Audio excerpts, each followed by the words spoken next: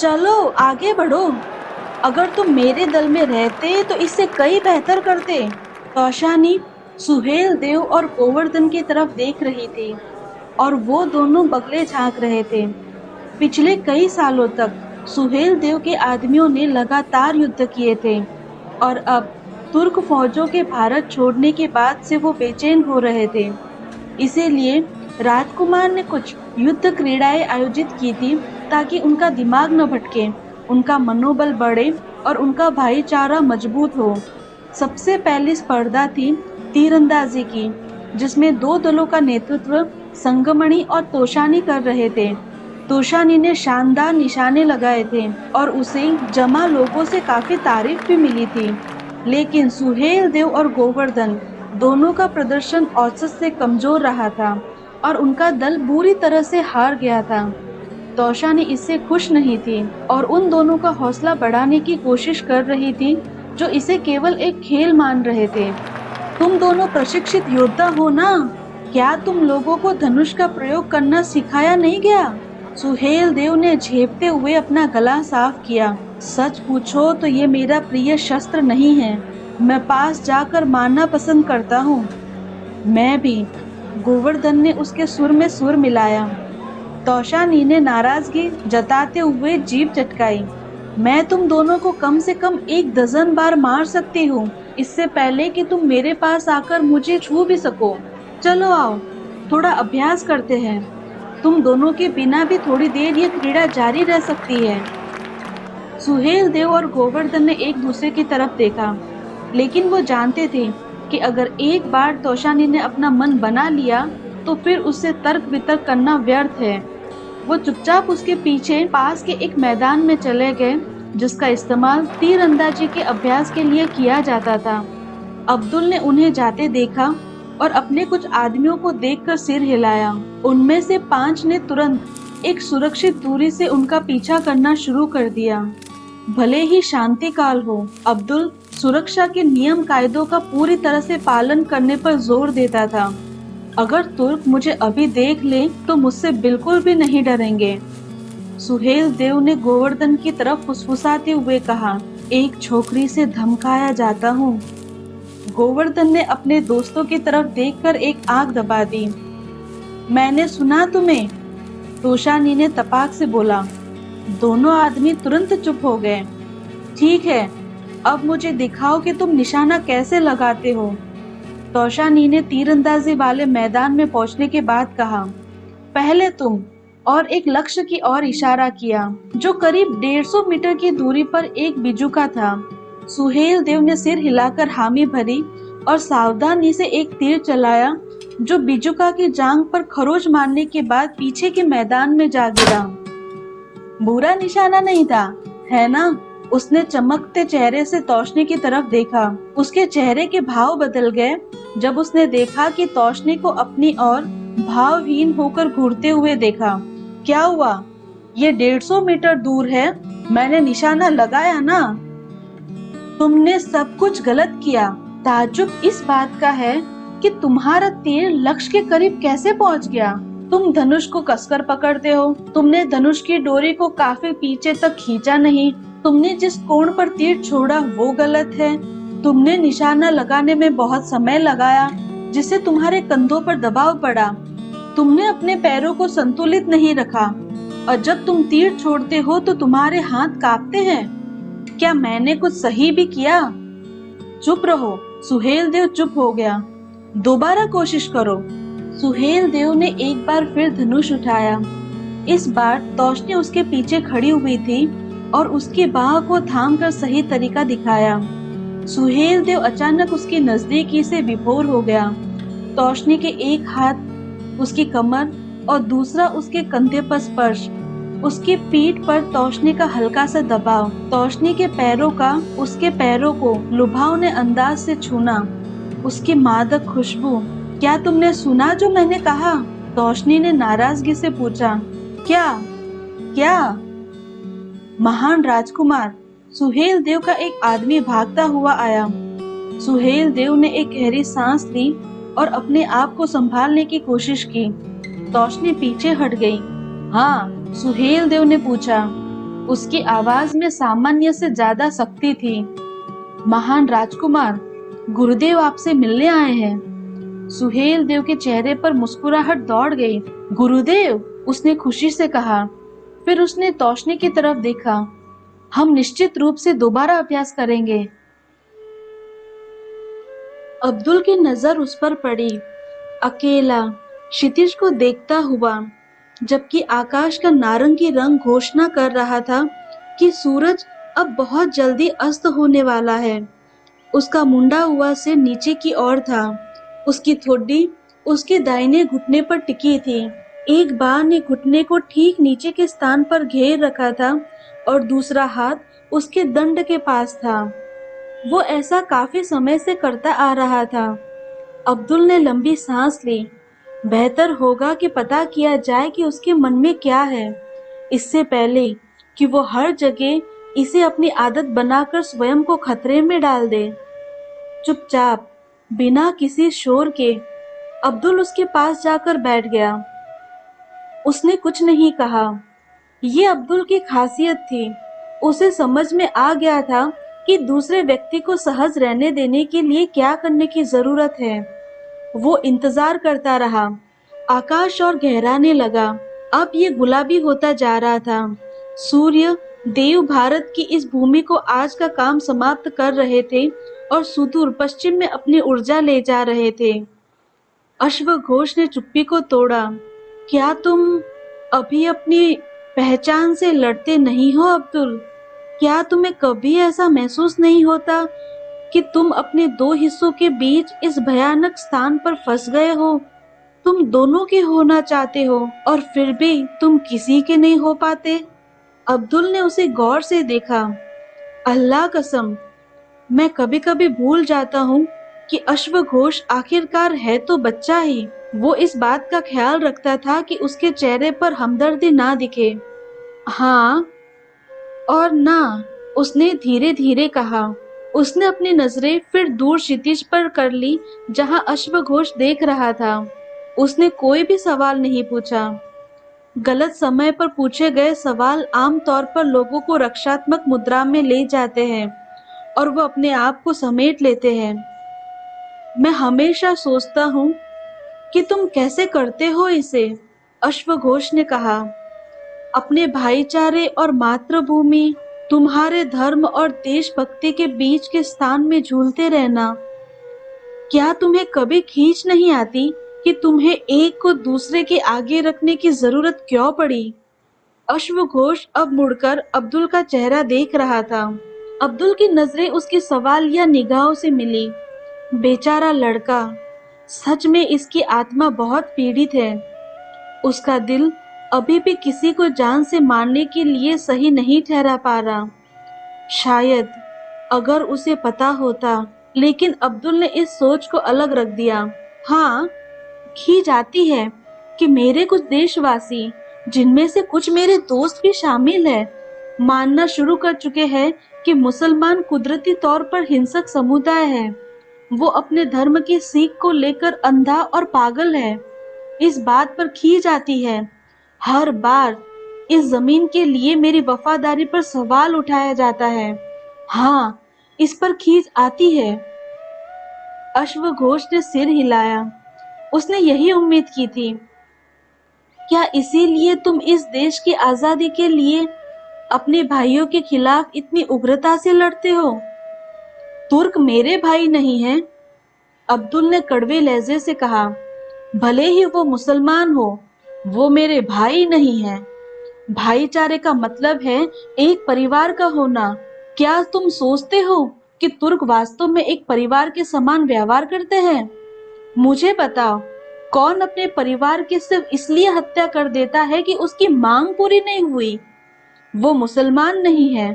वो सिर्फ सत्ता का भूखा आदमी है जो पूरी ताकत अपने हाथ में रखना चाहता है। धर्म वो पर्दा है जिसकी आड़ में वो ऐसा करते हैं। इससे उन नादान मुसलमानों को अपने साथ करना आसान हो जाता है। वो इस फंदे में फंस जाते हैं क्योंकि वो ये नहीं सोचते कि आस्था के ये स्वघोषित सच्चे अनुयायी अपने भाइयों से झूठ बोलेंगे। हाँ, यहाँ कुछ व्यावहारिक लोग भी हैं, जिनमें गैर मुसलमान भी शामिल हैं, जो ये मानते हैं कि यह सब सत्ता के लिए है। उनमें से कई धर्म बदलकर तुर्कों के साथ आ गए, आस्था के लिए नहीं, बल्कि सिर्फ इसीलिए कि वो विजेता के साथ रहे। वो ये उम्मीद करते हैं कि शायद इस तरह वो तुर्कों का भरोसा जीत कर अपनी भी कुछ सत्ता जमा लेंगे। लेकिन यह एक निर्मम मजाक है।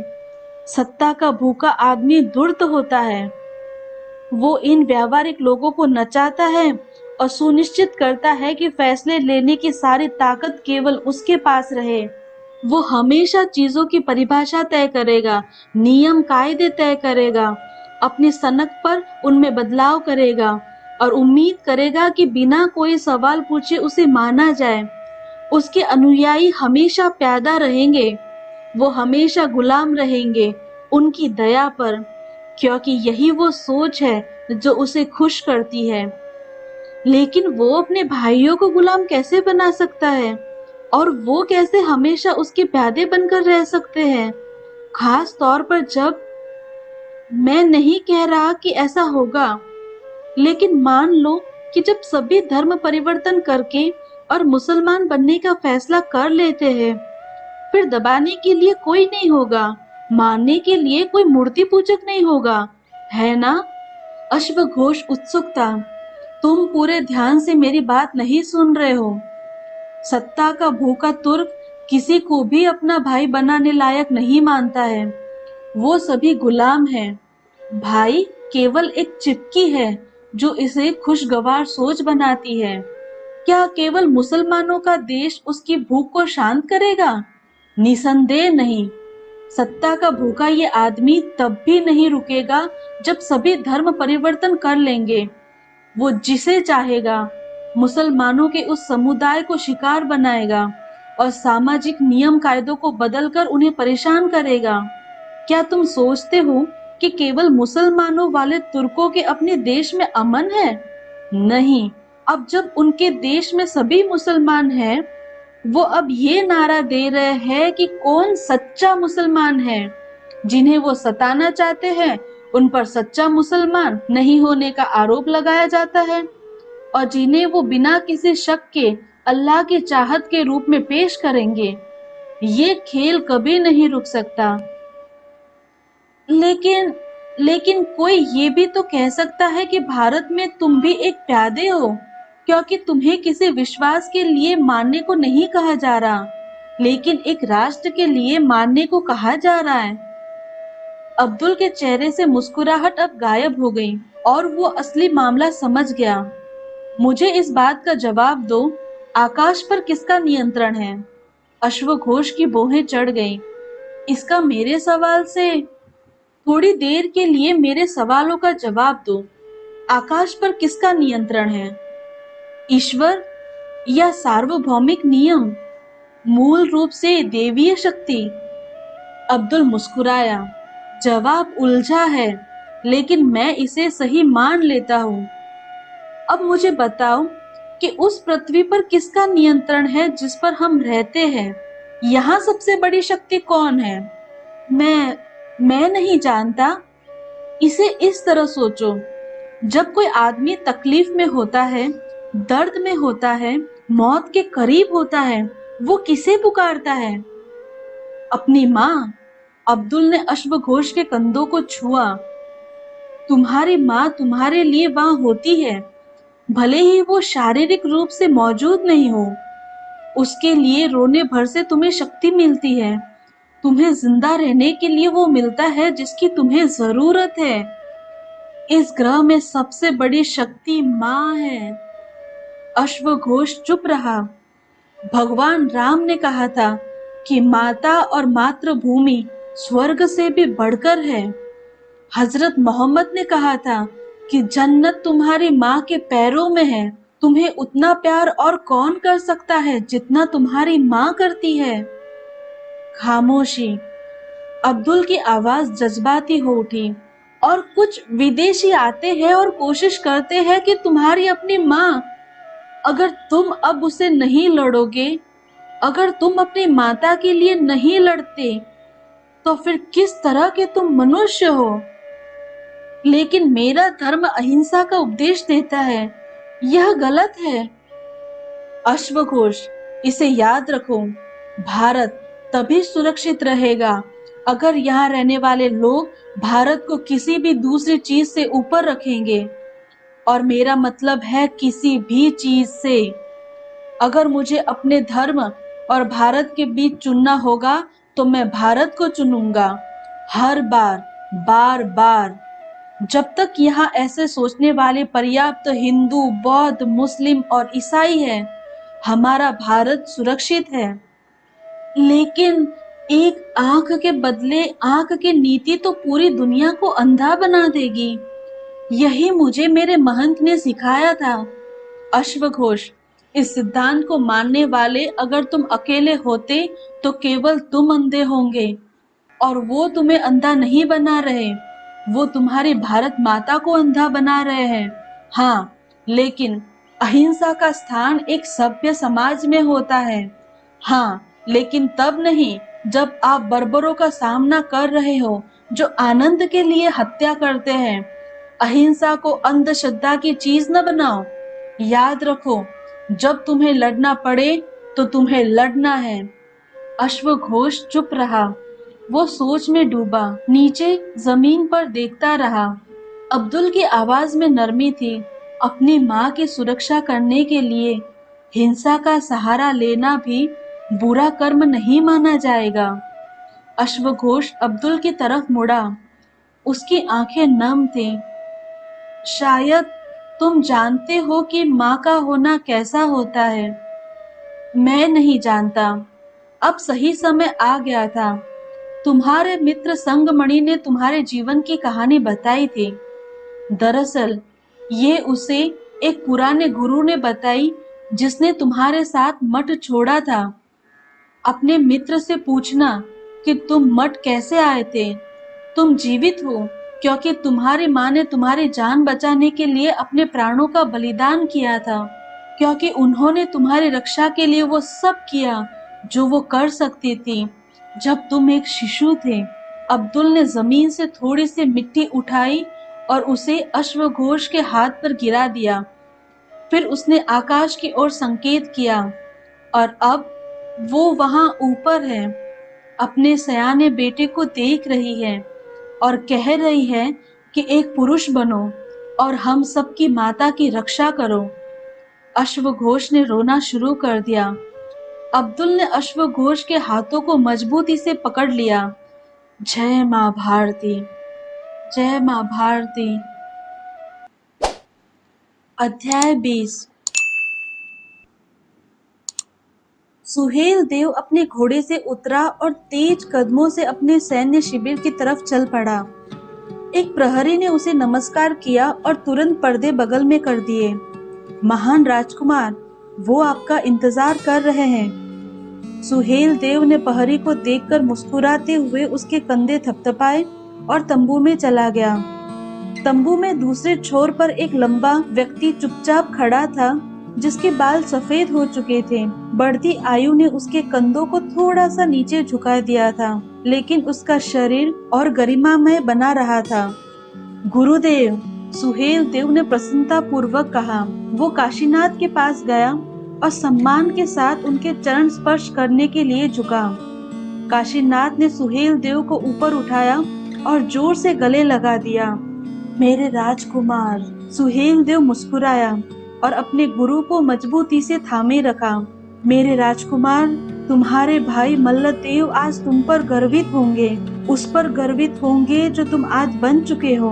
तुम्हें पता है, श्रावस्ती के बच्चे खिलौने वाली तलवार लेकर तुम्हारा रूप धर गजनी के सैनिकों और उसके दुष्ट संयोगी से लड़ने का खेल खेलते हैं। मैंने यह सब अकेले नहीं किया गुरुदेव। मेरे पास बहादुर योद्धाओं का एक दल है जो इस मातृभूमि के लिए उतना ही समर्पित है जितना मैं हूँ, और मुझे हजारों आम लोगों का समर्थन है जो हमारी हर आवश्यकता पूरी करते हैं। उनकी सहायता के बिना हम इतने लंबे समय तक नहीं चल पाते। मनोहरगढ़, कन्नौज और दूसरे राज्यों के राजाओं ने गजनी के साथ गठबंधन किया होगा, लेकिन उनके लोगों ने हमें सहयोग दिया। वो सच्चे देशभक्त हैं। यहाँ तक कि इन राज्यों के दरबारों में भी मेरे कुछ दोस्त हैं जो आधिकारिक रूप से हमारे शत्रु हैं। काशीनाथ धीरे से हंसे। मैं किसी दिन तुम्हारे उन दोस्तों के बारे में जानना चाहूंगा, लेकिन इस बात से इनकार नहीं किया जा सकता कि तुमने देश में हर तरफ एक अग्नि प्रज्वलित कर दी है, और भगवान शिव और माँ भारती के आशीर्वाद से यह अग्नि तुर्कों को नष्ट कर देगी।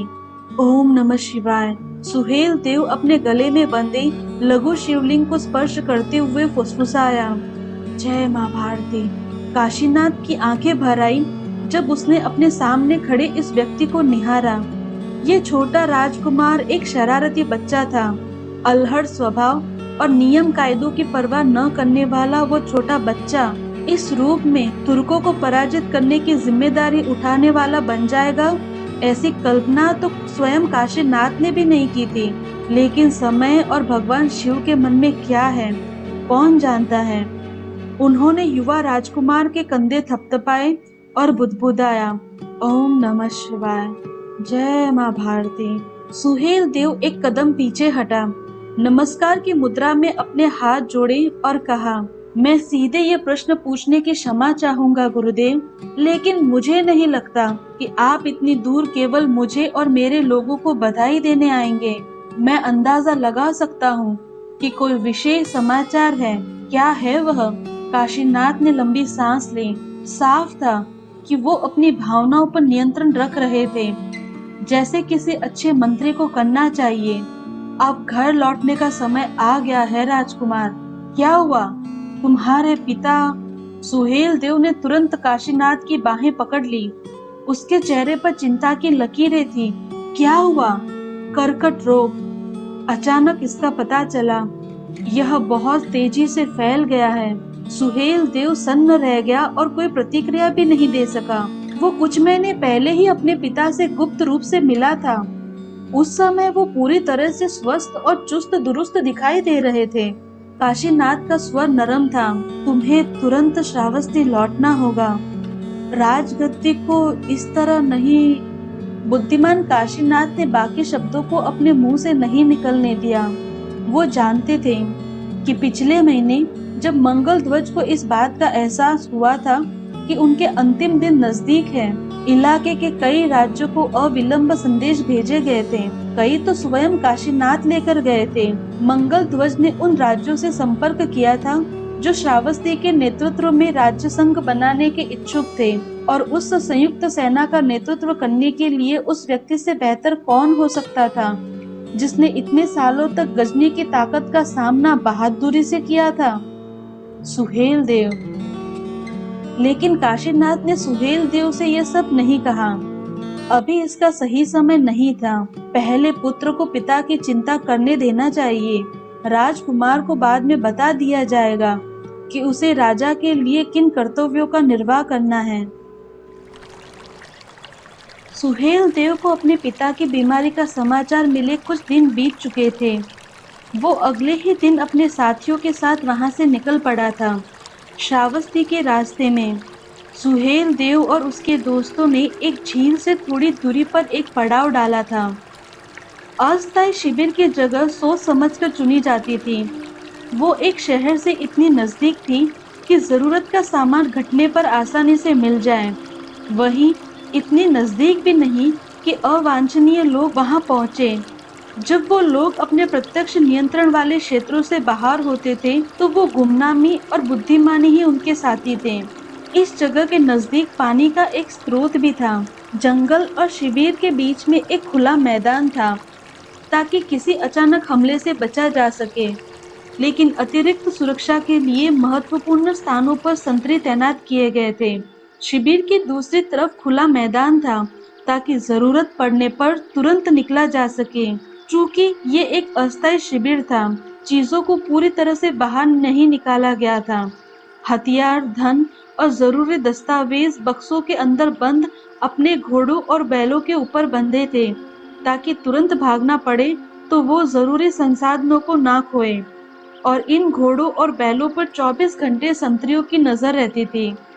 जरूरत पड़ने पर सुहेल देव सावधान और चौकन्ना रहता था, और इस सावधानी ने सुनिश्चित किया था कि तुर्कों से लड़ाई के पिछले कुछ सालों के दौरान उसने काफी कम सैनिकों की जान गंवाई थी। यह खूबसूरत जगह है, गोवर्धन ने कहा।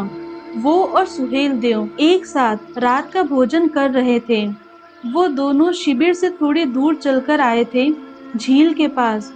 वे आसपास की खूबसूरती को निहार रहे थे जब सूर्य क्षितिज के ऊपर धीरे धीरे अस्त हो रहा था। उनके हथियार म्यान में थे और उनके पास रखे थे, किसी हमले की सूरत में इस्तेमाल करने के लिए तैयार। असली योद्धा कभी भी खूबसूरती में इतना नहीं खो जाता कि वो युद्ध के अपने प्रशिक्षण को भूल जाए। एक असली योद्धा हमेशा युद्ध के लिए तैयार रहता है। सुहेल देव चुप रहा। गोवर्धन ने सुहेल देव के कंधे को सहानुभूति से छुआ। तुम ठीक हो ना मेरे दोस्त? क्या तुम चाहते हो? सुहेल देव ने इनकार में सिर हिलाया। इस बारे में बात करने से कोई फायदा नहीं होगा, इससे मुझे दुख होगा। कुछ और बातें करते हैं। गोवर्धन ने सहमति में सिर हिलाया। उसके बारे में बात करने का क्या फायदा, जिसके लिए हम कुछ नहीं कर सकते। बेहतर है कि उसे भुलाया जाए, किसी दूसरी चीज पर ध्यान लगाया जाए। वो अपने पिता के बारे में तब सोच सकता है जब वो उनसे मिलेगा। गोवर्धन ने विषय बदल दिया। क्या तुम्हें पता है कि इस खूबसूरत जगह को सूफी भी काफी पसंद करते थे? सुहेल देव मुस्कुराया। हाँ, दुख की बात है कि सूफी यहाँ से चले गए। तुर्कों ने सिर्फ हिंदुओं पर अत्याचार नहीं किए, उन्होंने सूफियों को भी सताया। पीछे से एक आवाज आई। हाँ, वो उन्हें नापाक मुसलमान कहते थे। सुहेल देव और गोवर्धन तुरंत पीछे घूमे और गोवर्धन का हाथ स्वाभाविक रूप से उसकी तलवार पर चला गया। निश्चिंत रहो गोवर्धन, काशीनाथ खुलकर मुस्कुराए। मैं दोस्त हूँ।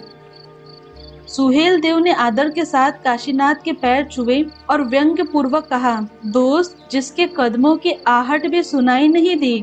काशीनाथ धीरे से हंस दिए और सुहेल देव के पास बैठ गए। उन्होंने भोजन करने के गोवर्धन के आग्रह को मना कर दिया। मैं पहले ही खा चुका हूँ। गोवर्धन ने खाना फिर शुरू कर दिया। बीच में उसने पूछा, तो तुर्क सूफियों से इतनी नफरत क्यों करते हैं? यह एक अच्छा सवाल है, काशीनाथ ने कहा। हमारे आधुनिक भारतीय शासकों की एक दिक्कत है कि उनके भीतर वैसी जिज्ञासा नहीं है जो हमारे पूर्वजों में थी। जब आप जिज्ञासु होंगे तभी आप जीवन के दूसरे तरीकों को समझने की कोशिश करेंगे, विशेषकर उनके जो आपके शत्रु हैं, क्योंकि अगर आप अपने शत्रुओं को नहीं समझते तो आप उन्हें हरा कैसे सकते हैं? इससे भी ज्यादा जरूरी, जब तक आप अपने समाज के बारे में जिज्ञासु और समझदार नहीं होंगे, आप अपनी कमजोरियों को दूर करने और अपनी ताकत को बढ़ाने के बारे में कैसे जाने जाएंगे? सुहेल देव ने हामी भरते हुए सिर हिलाया। स्वयं को जानो और अपने विपक्षियों को जानो। काशीनाथ ने सुहेल देव का कंधा थपथपाया और मुस्कुराए। तो तुम्हें मेरे कुछ सबक याद है? मुझे आपके सारे सबक याद है गुरुदेव, सुहेल देव ने धीमे से कहा और फिर अपने मुंह में अगला निवाला रखा। लेकिन आपने अभी तक मेरे सवाल का जवाब नहीं दिया गुरुदेव, गोवर्धन ने कहा। तुर्क सूफियों से इतनी नफरत क्यों करते हैं?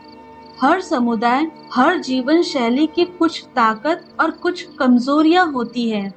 ये तुर्कों के इस्लाम और हम भारतीय हिंदुओं के धर्म के बारे में भी सच है। इससे भी मेरे सवाल का जवाब नहीं। धीरज रखो मेरे दोस्त, काशीनाथ ने मुस्कुराते हुए गोवर्धन का हाथ थपथपाया। मुझे मेरी बात खत्म करने दो। तुर्कों के इस्लाम की ताकत ये है कि वो सामाजिक रूप से सबको साथ लेकर चलता है, लेकिन इसकी कमजोरी ये है कि वो धर्म शास्त्र की दृष्टि से असहिष्णु है।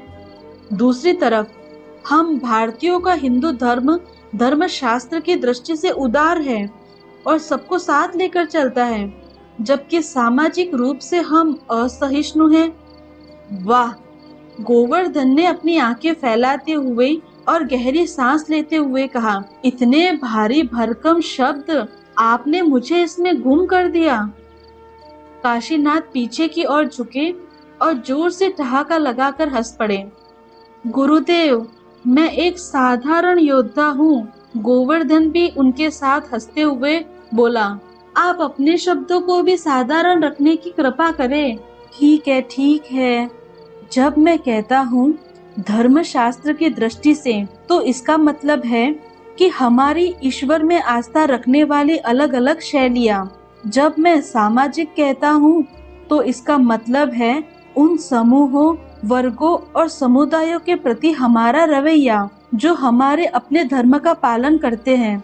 इसीलिए जब मैं ये कहता हूँ कि तुर्क सामाजिक रूप से सबको साथ लेकर चलते हैं, तो मेरा मतलब है कि कम से कम धार्मिक रूप से तो सभी तुर्क जो इस्लाम का पालन करते हैं, वो उनके ईश्वर की दृष्टि में समान है। इसी वजह से उनके समुदाय में जबरदस्त एकता और उद्देश्य की शक्ति है। वो अपने शत्रुओं के विरोध एकजुट होकर लड़ेंगे। और उनकी कमजोरी है कि वो धार्मिक रूप से असहिष्णु है। उनका मानना है कि केवल उनका ईश्वर ही सच्चा ईश्वर है, बाकी सभी ईश्वर झूठे हैं।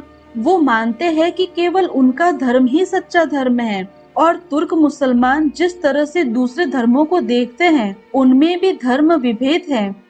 ईसाई और यहूदी धर्म मानने वाले को जिंदा रहने दिया जा सकता है, लेकिन उन्हें अधीनस्थ नागरिक धिम्मियों की तरह रहना होगा। लेकिन अन्य धर्मों, विशेष रूप से मूर्ति पूजकों को अधर्मी माना जाता है। इसीलिए वे न केवल भारत में हिंदू मंदिरों को नष्ट करते हैं, बल्कि उनका मानना है कि ईरान में पारसियों के अग्नि मंदिरों और तुर्क देशों तथा चीन में बौद्ध विहारों को भी नष्ट किया जाना चाहिए। तो यह है उनकी कमजोरी। सुहेल देव ने कहा, बिल्कुल। अगर तुम दुनिया में घूम घूम कर खुद से असहमत लोगों से लड़ते फिरोगे, तो कभी न कभी तुमसे लड़ने के लिए बाकी सभी एकजुट हो जाएंगे। उनकी धार्मिक असहिष्णुता के साथ यही दिक्कत है। वो हर किसी को अपना शत्रु बना लेते हैं और इसी दिक्कत को सूफी दूर करेंगे। वो कैसे? गोवर्धन ने पूछा। मैं उस पर थोड़ी देर में आता हूँ, काशीनाथ ने कहा। लेकिन उससे पहले हमें आज की हिंदू धर्म की ताकतों और कमजोरियों को भी समझना जरूरी है। धर्मशास्त्र की दृष्टि से हिंदू धर्म बहुत उदार है। चूंकि हम कई देवी देवताओं की पूजा करते हैं और मूर्ति पूजा में विश्वास रखते हैं, हमें इस बात से कोई समस्या नहीं होती कि कौन किस देवता की पूजा करता है। हम हर वस्तु में ईश्वर को देखते हैं। इसीलिए हमारे लिए ईसाइयों के ईसा मसीह में भी ईश्वर की उपस्थिति देखना आसान है, या मुसलमान के अल्लाह को पूजना। और ऐसा करते हुए हम अपने हिंदू धर्म को छोड़ते भी नहीं हैं। क्या तुमने कभी सुना है कि किसी हिंदू राजा ने दूसरे के मंदिर या पूजा स्थल पर आक्रमण किया या उसे तोड़ा है? गोवर्धन ने इनकार में सिर हिलाया। नहीं, कभी नहीं। बिल्कुल, यह ना के बराबर है। शायद किसी ने सुना हो। ऐसा क्यों? क्योंकि हम हिंदू विश्वास करते हैं कि हर वस्तु में देवत्व है। इसीलिए किसी दूसरे के पूजा स्थल को तोड़ना पाप है। यही नहीं, ऐसे मौके भी आए जब किसी हिंदू राजा ने दूसरे हिंदू राज्य को पराजित किया और फिर राजा के मुख्य मंदिर में जाकर वहां की राजसी मूर्ति चुरा ली। फिर उसी राजसी मूर्ति को पूरे सम्मान के साथ विजयी राजा के व्यक्तिगत मंदिर में स्थापित कर दिया गया। एक विजयी राजा ऐसा क्यों करता है? क्योंकि वो मानता है कि ऐसा करने से वो पराजित राजा के ईश्वर का भी आशीर्वाद प्राप्त कर सकेगा। दरअसल हिंदू धर्मों में हमें देवियों से भी कोई दिक्कत नहीं है, जबकि तुर्कों के इस्लाम में अनुमति नहीं दी जाती। और हमारी कमजोरी है हमारी जन्म आधारित वंश व्यवस्था। गोवर्धन ने साफ शब्दों में कहा। हाँ, काशीनाथ ने कहा, तुर्कों ने दूसरों पर अत्याचार किए हो सकते हैं, लेकिन हमने तो अपने लोगों पर ही अत्याचार किए। हमने अपने लोगों को वंशों में बांट दिया। ये हमारा पाप है। और इस वंश व्यवस्था की वजह से हम लगभग लगातार ही एक दूसरे से लड़ते रहे। आंतरिक रूप से विभाजित हम लोग आसानी से विदेशी आक्रमणकारियों के शिकार बन जाते हैं। एक समय था जब भारत अविभाजित भूमि समझा जाता था, और एक समय था जब हम उस बुरी वंश व्यवस्था को नहीं मानते थे जैसे कि आज मौजूद है। यह एक संयोग नहीं है। चूंकि हमने अपने आप को जन्म के आधार पर अलग अलग समुदायों और वंशों में नहीं बांटा था। किसी भी विदेशी के लिए हम पर विजय प्राप्त करना लगभग असंभव था। क्या तुमने सिकंदर के बारे में सुना है? नहीं, गोवर्धन ने कहा। कौन है वो? यूरोपियन लोगों और पारसियों में वो इतिहास का महानतम विजेता माना जाता है। हालांकि हम भारतीयों की नजर में वो महान नहीं है, क्योंकि उसे भारत की सीमाओं के भीतर पश्चिमी पंजाब के कुछ छोटे राजाओं ने ही रोक दिया था। उसने तो उस समय के हमारे मुख्य भारतीय साम्राज्य नंद से युद्ध भी नहीं किया था, फिर भी उसे बेइज्जत होकर पीछे हटना पड़ा था। अतीत में हमें पराजित करना लगभग असंभव था, लेकिन अब चूंकि हमने अपने आप को अलग अलग वंशों में बांट लिया है, विदेशी हमें एक एक करके हराते हैं। हमें हराना बहुत आसान हो गया है। सुहेल देव ने एक गहरी सांस ली। झील की तरफ देखते हुए उस बारे में सोचने लगा जो काशीनाथ कह रहे थे। हमें अपनी सामाजिक समस्या सुलझानी होगी और मुसलमानों को धार्मिक समस्या सुलझानी होगी। काशीनाथ ने भुएं चढ़ाई। सभी मुसलमानों को नहीं, भारतीय मुसलमानों में वो समस्या नहीं है जो तुर्कों की है। भारतीय मुसलमान धार्मिक रूप से उदार है। क्या अब्दुल मूर्तियों से नफरत करता है? क्या इकबाल सिर्फ हिंदुओं का अपमान करने के लिए गायों को मारता है? सुहेल देव ने इनकार में सिर हिलाया। नहीं, कई तरीकों से भारतीय मुसलमान भारतीय हिंदुओं की तरह ही है। वो धार्मिक रूप से उदार है। उन्हें दूसरे धर्मों और देवताओं का सम्मान करने से कोई दिक्कत नहीं है। और भारतीय मुसलमान भी तो वंशों में बटे हुए हैं। मैं जिस समस्या की बात कर रहा हूँ वो तुर्कों के इस्लाम की है और अरब के इस्लाम की है, और इसी धार्मिक असहिष्णुता को सूफी दूर करेंगे। वो कैसे? गोवर्धन ने पूछा। एक बहुत छोटे बदलाव के जरिए। सूफियों का कहना है कि उनका धर्म इस्लाम उनके लिए सच्चा धर्म है और मेरे लिए मेरा हिंदू धर्म सच्चा धर्म है। वो अपनी आस्था की सच्चाई के लिए अपने विश्वास को बदल नहीं रहे और दूसरी आस्था के लोगों के लिए उनमें विश्वास के साथ जगह भी बना रहे हैं। दरअसल धर्म में कोई विवशता नहीं है। अभी भारत में बहुत कम मुसलमान हैं और तुर्कों का तरीका यहाँ मुसलमानों की संख्या बढ़ाने के लिए अभी काम नहीं कर पाएगा, क्योंकि हमारे देश की जीवन शैली पर हमला करने से हिंदू और अधिक नाराज और विद्रोही होंगे, और हम स्वभाव से काफी विद्रोही लोग हैं। लेकिन मेरी बात याद रखना, अगर इस्लाम भारत में कभी बड़ा धर्म बनता है तो सूफियों के कारण होगा। उनका खुलापन और उदारता हिंदू की रक्षात्मक प्रवृत्ति को कम करेगी। तुर्क गलत सोचते हैं कि अगर वो हमारे मंदिरों को नष्ट करेंगे, हमारी आस्था का अपमान करेंगे तो हम आत्मसमर्पण कर देंगे। हम इस तरीके से कभी भी आत्मसमर्पण नहीं कर सकेंगे। इसके विपरीत उनके प्रति हमारी नफरत हमें एकजुट कर सकती है। लेकिन कई भारतीय सूफियों के प्रेम के आगे आत्मसमर्पण कर सकते हैं। सूफी अपने धर्म के लिए अच्छा काम कर रहे हैं। आस्था और सम्मति पर आधारित धर्म, सुहेल देव ने कहा। लेकिन मैं नहीं चाहता कि हिंदू धर्म खत्म हो। यह उन चुनिंदा प्राचीन संस्कृतियों में से एक है जो आज जीवित है। अधिकतर बड़ी मूर्ति पूजक संस्कृतियां जैसे रोम, यूनान, मिस्र खत्म हो चुकी हैं। यहाँ तक कि पारसी धर्म भी अपने प्राचीन राष्ट्र ईरान में लगभग व्रत है। कुछ लोग हमारी सभी प्राचीन संस्कृतियों बुत परस्त कहकर अपमान करने की कोशिश करते हैं। अगर हिंदू धर्म का अंत होता तो विश्व का संबंध उन अंतिम प्राचीन जीवन शैली के साथ खत्म हो जाएगा, जिसमें धर्म, विवेक और प्रश्न पूछने की भावना आधारित है।